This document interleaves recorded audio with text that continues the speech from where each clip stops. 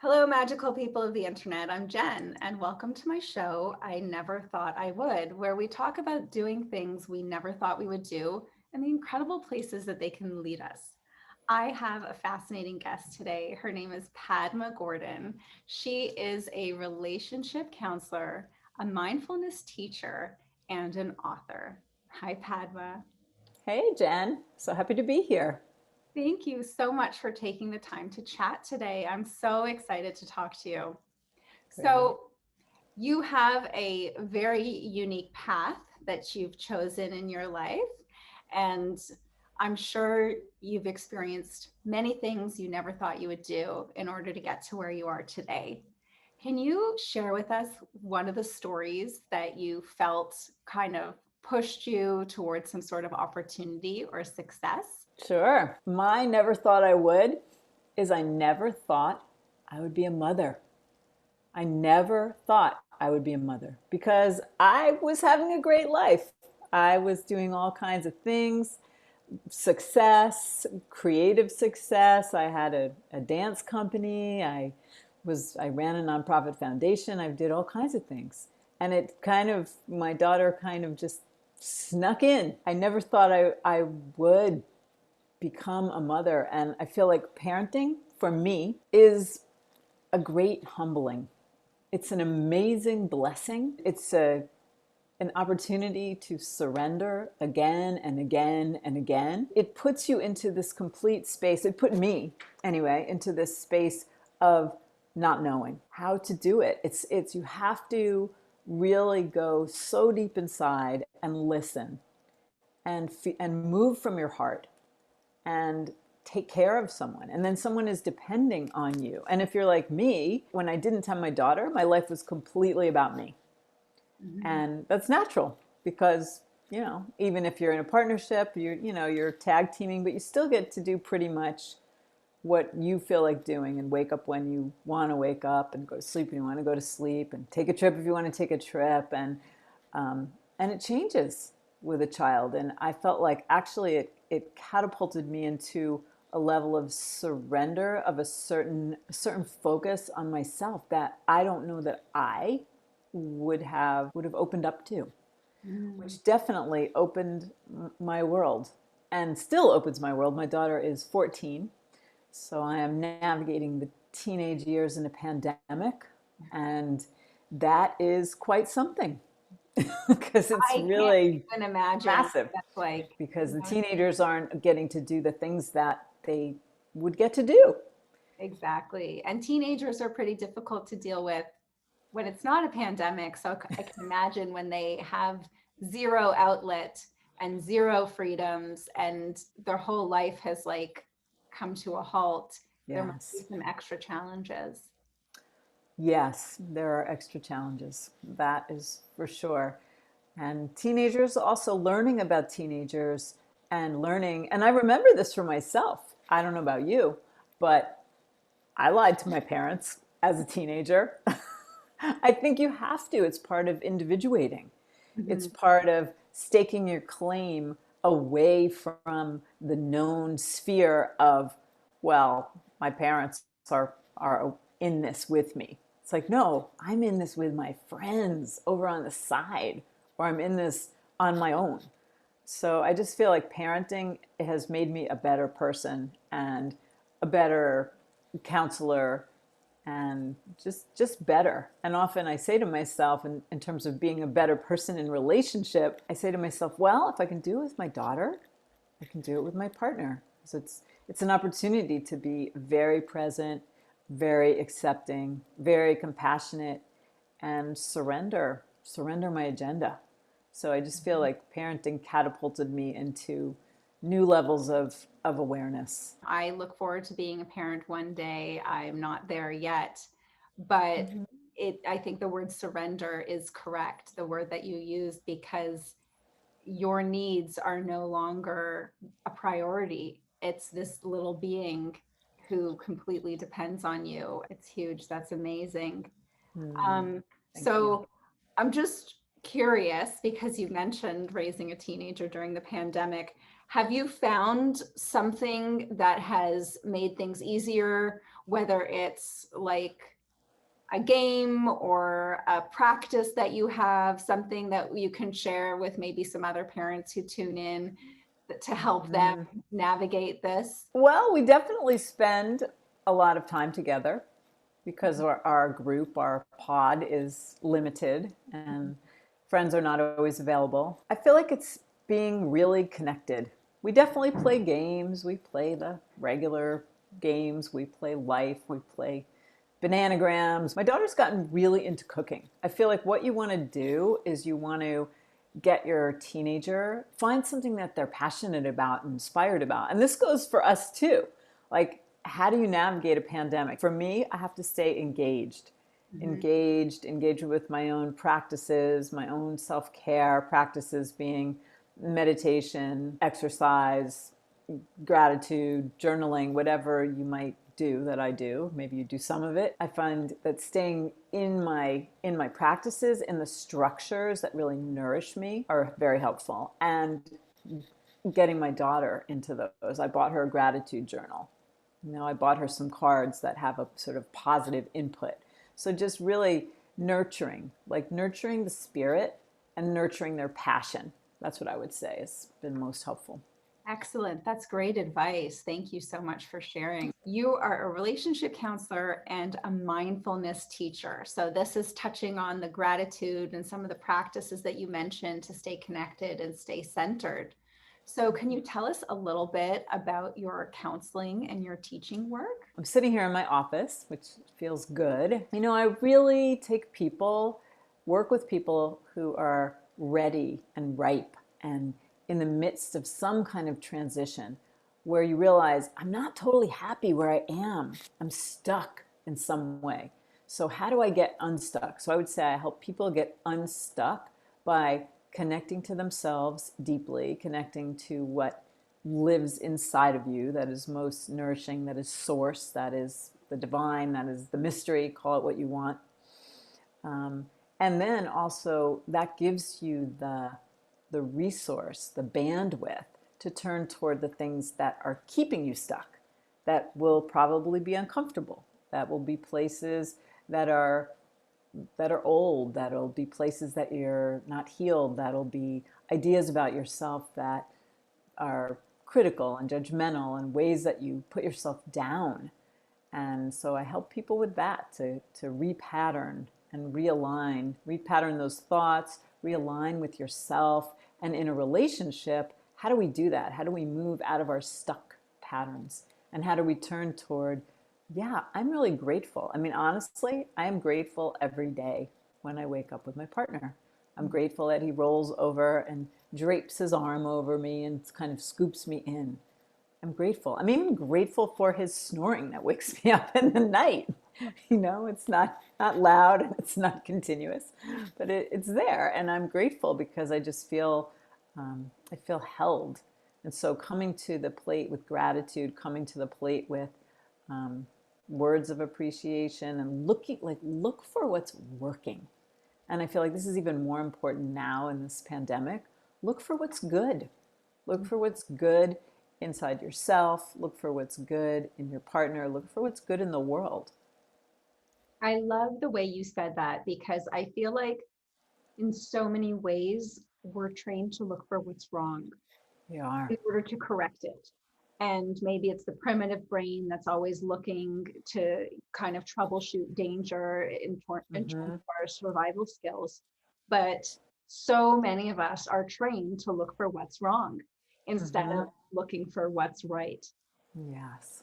And that's such a profound practice. And like you said, especially during a pandemic, especially now where on the one hand, it's so easy to go into that negative spiral of everything that's going wrong with our lives, with our world, with our businesses, Mm-hmm. with our Mm-hmm. city, with our government, all of those things. Mm-hmm. But on the other hand, I've really taken stock of counting my blessings. Yeah, Mhm. absolutely. Yeah, count your blessings and align with what you want. And you're right, it is. It's the primitive brain, it's survival, it's our impulse to fix. And Mhm. I work with people on this all the time. Your partner, like, they don't want to be fixed. They want to be seen and heard. That's what we want. We want to be seen and heard. And you have to slow down to hear what your partner is saying. They don't want your advice. If they want your advice, they'll say, hey, can you help me out with this? What do you think about this? Talk to me, you know? And I just feel like we just really need to listen to each other, slow down, be affirming of our goodness and the other person's goodness, and be on the same team. That's the other thing. Really be on the same team. Because with this whole, we were just talking about this earlier, you know, with this whole social isolation, it really fragments the team of humanity. And so you want to have the team within your relationship, your home, your family, your community. You want to do what you can to really align with your team and control yourself. Honestly, discipline yourself, which is where the mindfulness comes in. Because mindfulness gives us the awareness to notice when we're about to say something that's going to take us into a negative spin, that's going to take us into an argument, that's going to take us into dissonance rather than into connection. So when you have a mindfulness practice, which is meditation, which might be yoga, which might be silent walks, could be anything for you, Tai Chi, Qigong, you cultivate this ability to be present, which is the ability to notice what is happening inside yourself in real time and make a choice, have some agency rather than being run by our habits and our conditioning and our fears and our stuff. Yes, one thing that I've really been working on is being less reactive and just kind of forcing myself to take a breath, take a step back, and observe what I'm feeling before I actually react to something. And it's a challenge. It is. I'm so glad that you're doing it. You know, you've signed up.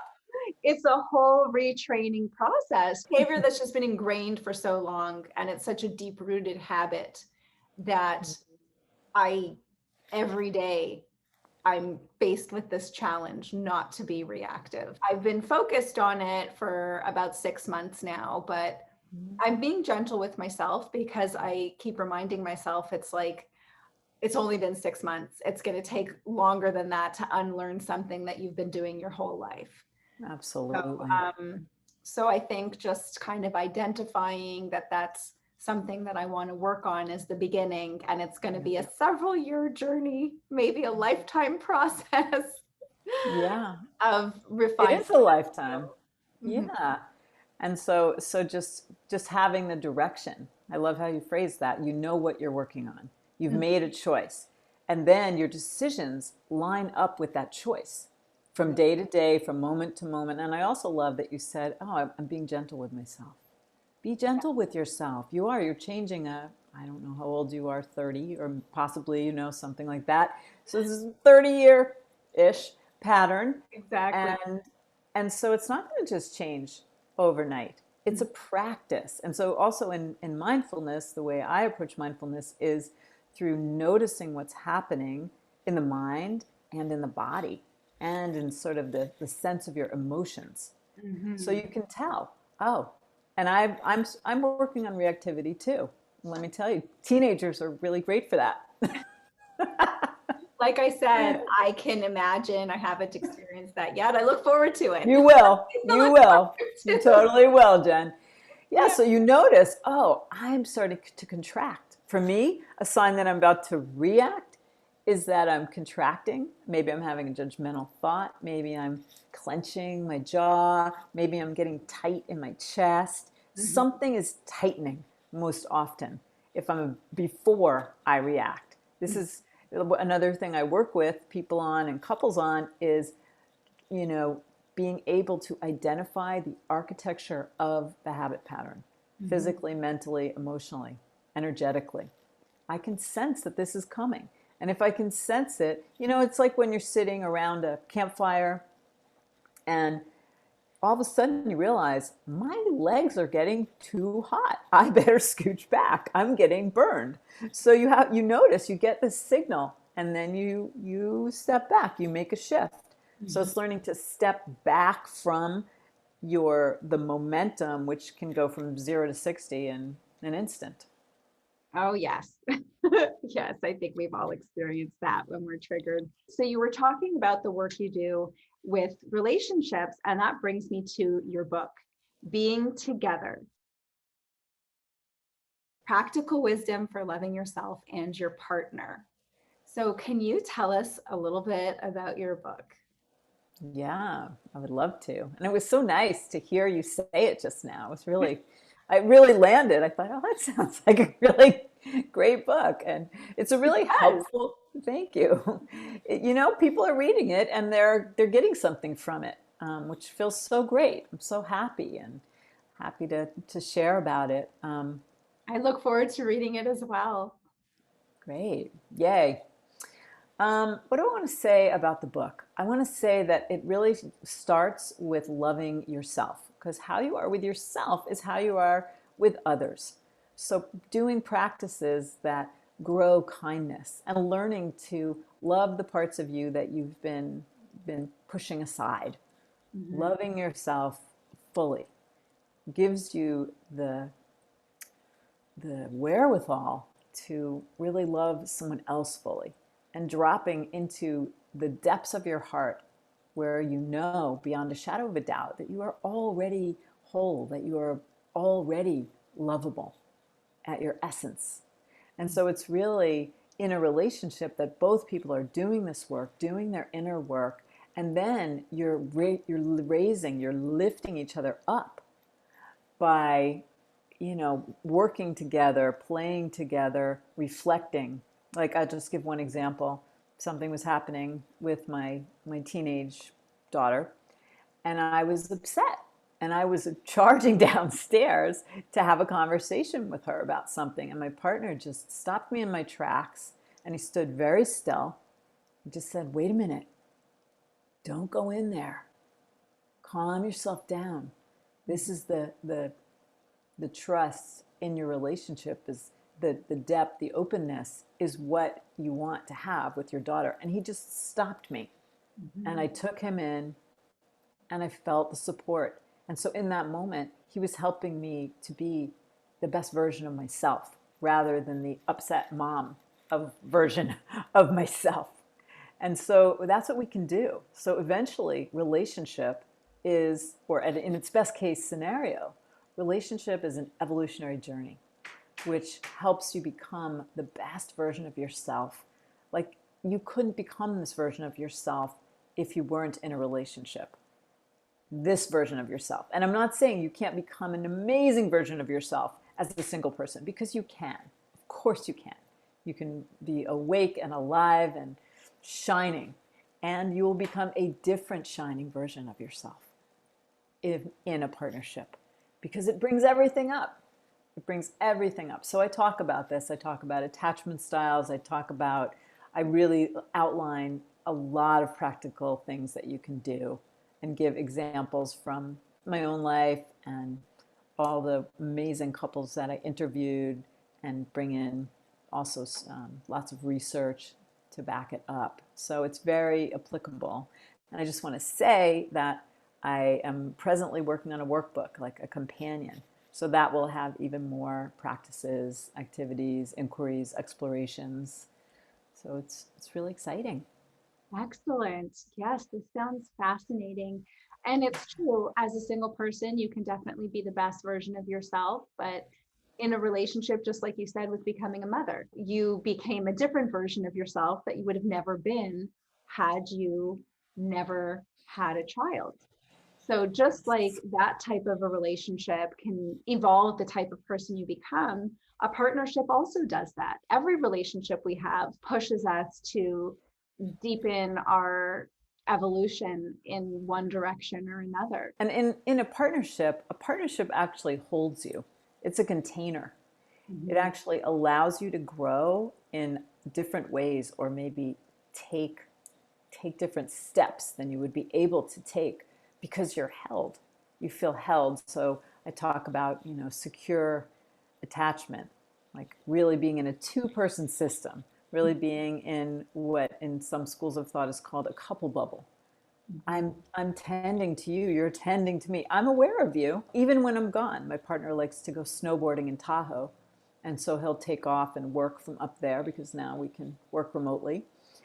And he's in my awareness. I'm in his awareness, whether I'm up there in the snow with him or not. Mhm. So it's this way of really feeling held. And the possibility also is that you heal some of your childhood wounds in a safe space. You can do that in a counseling structure, with a counselor, with a coach, with someone who's really holding a safe space. And the partnership is a safe space to show those places that we just don't want anyone to see. And there's something extremely healing about being received in love, even in your what you think of, what one might think of as, oh, this part is not this part. You won't like this part. You can't love this part. Well, yes, this part is also lovable. Mhm. Well, because it's all parts of the same whole. It's all parts, and we have to, there's sort of a reassembling, I find, of the parts over time when we're doing our work and and also, I mean, really, a relationship is about love, learning about love, loving inside, loving outside, behaving in ways, sharing in ways, being generous in ways that, you might not otherwise. It just brings it out.